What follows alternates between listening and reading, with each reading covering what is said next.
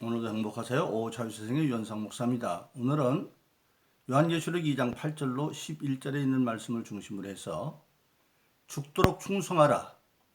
그리하면 내가 생명의 면류관을 주리라 하는 제목으로 잠시 은혜를 나누고자 합니다. 오늘 저 여러분도 우리 예수 믿는 모든 신앙인들의 최종적인 신앙의 성취는 생명의 면류관을 받고 즉 영생하여 천국에 가는 것입니다. 그런데 그 생명의 면류관을 받고 천국에 가는 길이 결코 쉬운 길만은 아닙니다. 그래서 일찍 예수님은 마태복음 7장 13절 14절에서 그 천국으로 가는 건 좁은 문으로 가는 것인데 좁은 문으로 들어가라.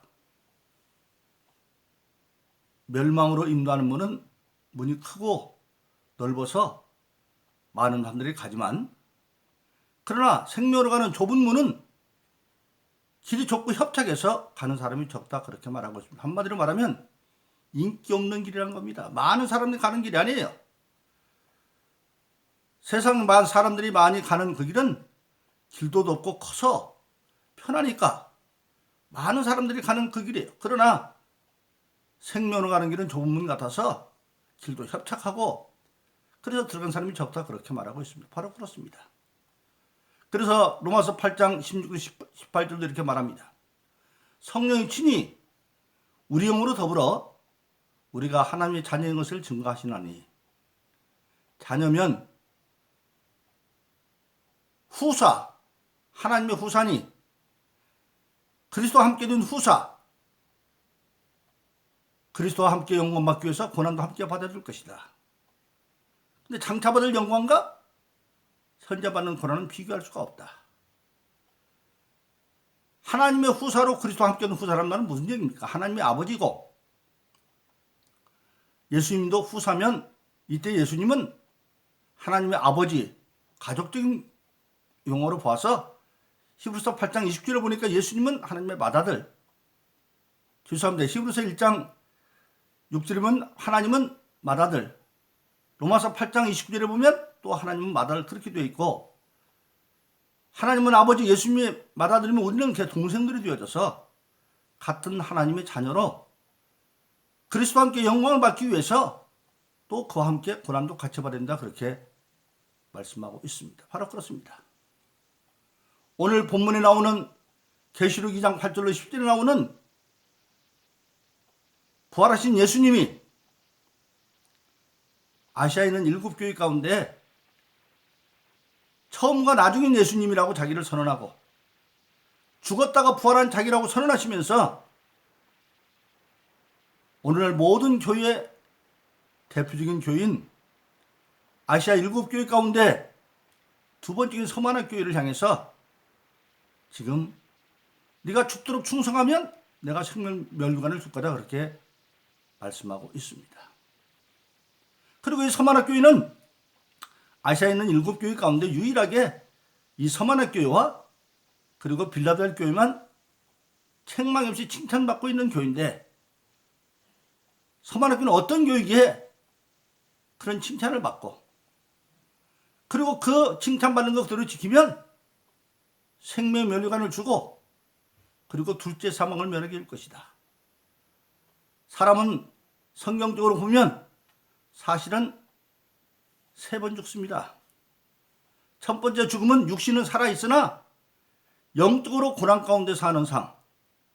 조상 이브가 아담과 이브가 잘못해서 에덴에서 쫓겨나서 저주받은 땅, 엉겨 가시 있는 땅에서 수고하고 땀을 흘리면서 고난의 삶을 사는 것. 그것이 바로 영적 죽음. 육신은 살았으나 영적으로 하나님의 축복을 다 누리지 못하고 사는 고난의 삶. 그것이 첫 번째 영적 죽음이고 두 번째 죽음이 바로 육신의 죽음입니다.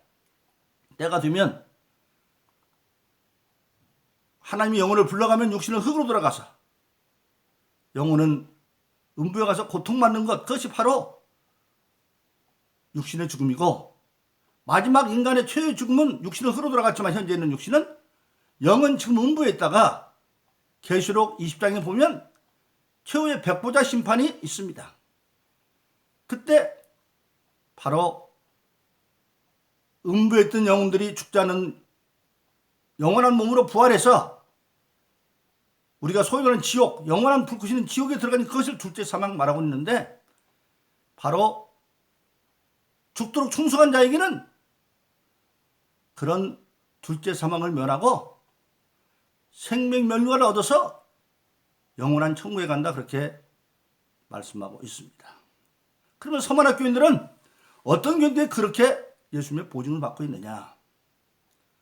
서머나는 소아시아 지방에서 에베소나 버가모나 이 서머나 이 세 개의 가장 큰 도시입니다. 그 가운데 이 서머나 교회는 에게 옆에 있는 항구 도시인데 아주 정치적으로나 종교적으로나 사회적으로나 문화적으로 또 경제적으로 뛰어난 그런 도시입니다. 근데 서머나에는 가장 큰 두 세력이 있는데, 하나는 황제 숭배 신앙이 아주 높은 곳입니다. 로마의 도미티누스 황제가 그 강대한 나라를 만들어 놓고 보니까 우상이 너무나 많아요. 그러니까 자기를 신격화해가지고 황제 숭배교를 만들어서 곳곳에 황제 신전을 짓고 그게 숭배하게 만들었는데, 그래서 강압적으로 그렇게 했습니다. 신경을 내려서. 근데 서머나에도 바로 이 황제 숭배교가 아주 치열했던 곳이에요. 그래서 다른 이방 종로 섬기는 핍박할 정도로. 그리고 두 번째는 이 서머나에는 예루살렘이 70년도에 로마에서 망하죠. 망을 하니까 많은 예루살렘 유대인들이 이 서머나에 옮겨와서 굉장히 많은 유대인들이 모여 사는데, 소위 그들이 율법적인 유대인이 돼가지고 오늘 소위 주님 말하는 대로 자칭 유대인이나 사단의 회, 그래서 이 율법적인 유대인들이 한없이 예수 믿는 사람들을 핍박하고 가두고 그러는 고난 가운데 있습니다. 그래서 오늘 환란과 궁핍군의 환란은 권력적으로 압박을 하는 것이고, 원어에 보니까 핍박은, 궁핍은 뭐냐? 실질적으로 재산을 몰수해 가고 직장에서 쫓아내고, 그래서 서머나에 있는 예수 믿는 그리스도인들은 직장도 잃고 있는 것도 재산도 몰수당하고 굉장히 어려운 가운데 삽니다. 그런데도 불구하고 그들은 굴하지 아니하고 신앙을 지켜갔습니다. 그래서 그 서머나 교회는 가장 유명한 것이 뭐냐면, 사도 요한의 제자인 서머나 교회에서 50년 동안이나 감독을 했던 폴리캅 감독이 순교한 교회가 바로 이 서머나 교회입니다. 기록에 보면 이 폴리캅은 실질적으로 서기 156년 2월 22일에 그곳에서 순교를 했습니다. 그가 촌으로 숨어갔었는데 드디어 로마의 군인이 잡혀와가지고 끌려갑니다. 근데 그 로마 총독이, 그때 폴리캅이 86살 먹었어요. 86세야. 허연 백발인 노인이에요. 불다 놓고 설득을 합니다. 노인이여, 제발 개종하시오. 이제라도 황제교로 돌아오면 당신 살려줄 것이다. 근데 폴리캅이 그렇게 말합니다. 내가 86년 동안 사는 동안에 내 임금 여수가 한 번도 나를 섭섭한 적이 없는데 내가 어떻게 내 왕 예수를 배반할 수 있겠습니까? 그래놓고 거절합니다. 그리고 드디어 화형을 시킬 날이 되어졌는데, 화형하기 위해서 장닭을 쌓고 제단을 쌓을 때 폴리캅은 그곳에서 많은 사람들이 보는 가운데 무려 2시간 동안을 통성기도하면서 남미 열리는 아시아에 있는 모든 교회와 성도들을 위해서 기도하고, 기도 중에 화형당을 통해서 사십니다. 그래서 오늘 본문의 말씀에 보면 몇 사람을 그런 환란에 넘겨주겠다. 그런 가운데도 서머나 교인들은 신앙을 지켰습니다. 바로 그렇습니다. 로마서 8장 16절로 18절에 있는 것처럼 성령이 우리 영으로 더불어 하나님의 자녀인 것을 증거하시나니 자녀면 후사, 하나님의 후사니, 그리스도와 함께한 후사니, 그리스도와 함께 영광 줘서 고난도 함께 받아야 된다. 그러나 지금 받는 현재의 고난은 장차보다 비교할 수가 없다. 그들은 다 빼앗겼지만, 가난했지만, 궁핍했지만, 그러나 그들은 신앙이 있어서 예수님 일찍이 마태복음 6장에서 말씀하셨죠. 믿는 자들은 내 보화를 하늘에 쌓아라. 재물과 하나님은 동시에 섬길 수가 없다. 땅에서는 다 나중에 녹슬고 없어지지만 하늘에서 영원하다. 그래서 그들은 그 신앙을 지켰습니다. 그래서 그들은 순교하기까지 갔고, 그리고 거기에는 자칭 유대라는 그 사람들이 율법 지키려고 얼마나 핍박을 하고 한지 모릅니다. 자기들 나름대로 생각을 합니다. 자기들은 아브라함의 후손이니까, 세례요한 마태복음 3장 9절에서 그 세례받으는 쪽에 나오는 바리새인 것을 가리켜서 말하죠. 너희들이 속으로 아브라함의 자손이라고 생각지 말아라. 하나님이 원하시면 돌로도 아브라함을 만들 수가 있다.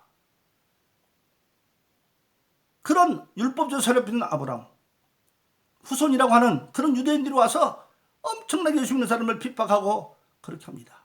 오늘날도 안타까운 그런 일이 많이 있죠. 소위 모태신앙이라고 하는 사람들이 성령 받은 경험도 없이 훈련된 교육된 신앙을 가지고 잘못된 교만의 선전을 많이 봅니다. 근데 분명히 예수님 일찍이 요한복음 3장 5절에서 물과 성령으로 걸으면 결단코 아버지는 들어갈 수 없다고 말했고, 그래서 사도행전 1장 38절은 베드로의 설교 회개하는 자들에게 그렇게 말합니다. 하나님 베드로를 통해서 너희가 각각 회개하여 예수님 세례를 받고 죄사함을 얻으라. 그러면 성령을 선물로 받으리라.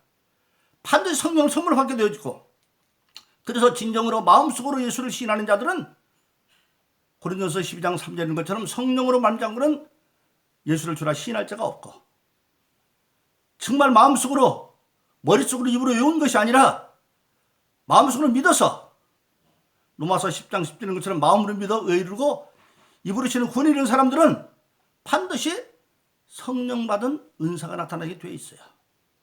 그래서 고린도서 12장 7절로 11절에 보면 성령 받은 자들이 직분을 받아서 그 직분을 감당하려면 성령의 도움받아 해야 되니까, 왜냐하면 마귀를 이겨야 되니까, 그때는 성령의 9가지 은사가 나타난답니다. 지혜 은사도 있고, 직세 은사도 있고, 믿음 은사도 있고, 권능 은사도 있고, 영분별의 은사도 있고, 예언의 은사도 있고, 방언의 은사도 있고, 방언 통역도 있고, 그런 9가지 은사가 나타나는데 그 은사를 통해서 감당하고, 그렇기 때문에 예수님은 승천하시기 전에 마가복음 16장 17절 20절에 말하기를 믿는 자들은 반드시 이런 표징이 나타난다. 즉 믿고 성령 받은 자들은 내 이름으로 귀신을 내쫓고 방언을 말하고 쇠방언을 말하고 뱀을 짚고 악한 사단들을 물리치고, 그리고 독을 세받지 않냐고 병든 자손을 나으리라. 제대로 전파할 때 나타나는 표적으로 말씀을 확증했다. 예수 믿고 거듭난 그 성령들은 반드시 이런 은사나 표적이 나타나고 되어 있어요. 그런데 그 당시 유대인들은 그런 경우도 없으면서 자칭 자기들이 유대인의 회라고 해서 사단의 회라고 주님 말하고 있어요. 오늘날도 예수 믿고 성령 받으면 반드시 그런 표적이 나타나고 되어 있어요. 그리고 성령 받고 거듭난 것은 반드시 경험적으로 나타납니다. 성경은 뭐라고 나타났습니까? 첫째는 예수 믿고 거듭나면 먹고 마시는 것 같은 경험이다. 예수님 요한복음 6장에서 내 살을 먹고 내 피를 마신 자가 영생이 있다. 먹고 마시는 것 같은, 사람이 배고팠을 때 밥 먹으면 나는 알죠. 물 마시면 알죠. 남은 몰라도. 그런 경험이고, 그리고 더 중요한 건 뭡니까? 또 말씀하셨습니다. 뭐라고 말씀하셨습니까? 마치 예수 믿는 것은 중매장이가 정결한 처녀를 신랑에게 중매하는 것 같다. 그래서 뭐라고 말하고 있습니까? 고린도서 11장 1절 2절에 보니까 그렇지 않습니까? 이제 중매장이가 총각과 처녀를 서로 중매하면 서로 알아보다가 이제 중매를 빠지고 나면 서로가 알아보죠. 그래서 결혼을 합니다. 결혼하는데 지금은 그렇지 않고 그 속도에 반하는 경우도 있지만 원칙으로 보면 처녀가 결혼해서 신부가 되었고 첫날밤 전부 준비를 합니다. 그런데 아내들은 뭔 걸 몰라요. 그런데 첫날 밤 이제 경험하고 나면 아하, 아내들은 이런 걸 알죠. 근데 다음날 신혼여행 가가지고 그 신부가 처녀 때 입던 청바지를 입고 나가도 사람들은 처녀인지 아닌지 모르지만 본인은 알죠. 나 이제 처녀 아니야. 그런 경험이 예수님의 신부된 경험이 있고, 그리고 예수 믿는 사람들의 가장 큰 특징은 뭐냐? 아무리 환경이 그래도 신앙을 지켜가는 가운데 내 마음속에 평안이 있어요. 그래서 마태복음 11장 28절은 수고하고 무거운 분들 와서 다 마음에 쉼을 얻는다. 예수님의 특징은 어려움이 있어도 기도함으로 믿음으로 평안을 유지해가는 거예요. 이게 없으면 가짜예요. 성경에도 보면 아주 성경을 지식적으로 아는 아볼로라고 하는 성경 박사가 있습니다.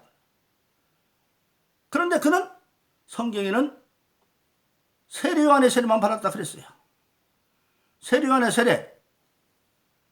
그런데 그가 평신도인 오히려 아굴라와 브리스길라 부부에 의해서 성령을 받는 사람이 되어지고, 또 부끄러울 하나도 없어요. 감리교를 전 요한 웨슬리 목사도 3대째 목사죠. 할아버지도 목사, 아버지도 목사.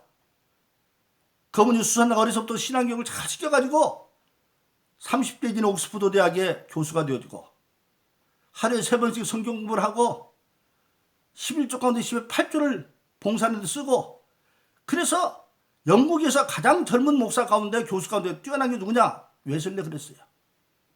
그런데 그는 성령으로 거르는 사람은 아니었어요. 국가에서 선교사를 미국에 보내죠.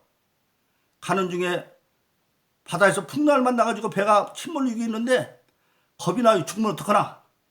근데 배 한쪽에 보니까 10여 명이 앉아서 막 찬송을 부르고 막 기도하고 있는데 얼굴이 보니까 하나도 두려움이 없어요. 그래서 웨슬리가 생각하죠. 내가 믿는 하나님과 저가 믿는 하나님은 어떻게 다른가? 나는 겁나 죽겠는데 저 사람들은 사람 얼굴 못 숙이잖아요. 그러니까 물어봤어요. 당신 누구야? 그랬더니 우리는 네덜란드에서 신앙의 자유를 찾으러 지금 아메리카로 가는데 네덜란드 그 국교를 가지고 막 신앙을 핍박하니까 우리가 지금 아메리카로 가는 이유는 2가지다.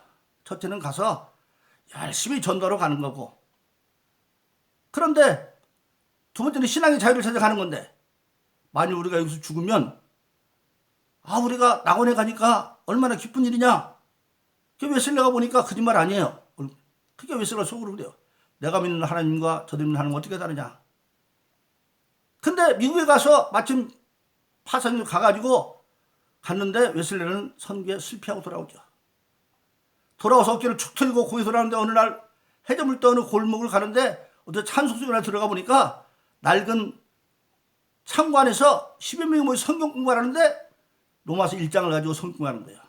근데 그때 성경 공부 구절이 로마서 1장 17절이에요.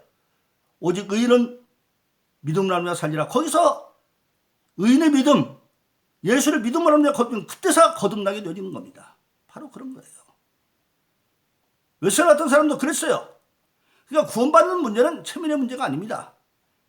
오늘 이 말씀을 듣는 사람 가운데 행여나 성령 받은 경험이 없고 교육도 나불로 같은 웨슬리 성령 먹정 같으면 회개하고 성령 받아야 돼요. 성령을 받으면 바로 어떻게 됩니까? 자칭 유대인이라고 하는 그런 데서 벗어나게 되는 거예요. 오늘 많은 사람들이 성령 받지 못하고 오히려 성령 받은 사람을 핍박하는 사람이 많아요. 오늘 여기 보면 그런 가운데서도 서만학 교인들은 유대인의 핍박과 황족의 핍박을 이기고 폴리카의 순교하는 것을 품받아서 죽도록 충성함으로 생명을 얻어갈 수 있는 그런 신앙이 됐다는 사실입니다. 그러므로 저와 여러분들은 오늘 죽도록 충성하면 생명을 주리라는 그 말씀을 우리가 로마서 8장 18절의 말씀에 되어서 성령이 우리 영으로 더불어 하나님의 자녀 증거하니 하나님의 자녀면 그의 후사, 그리스도와 함께 후사니 장차 영광받기 위해서 그런 다음에 그 믿음을 이름으로 말미암아 여러분 다 장차 생명을 가지고 합당한 그런 신앙 되기를 예수 이름으로 축원합니다. 오늘 행복하세요. 자이성의 유현상 목사였습니다. 감사합니다.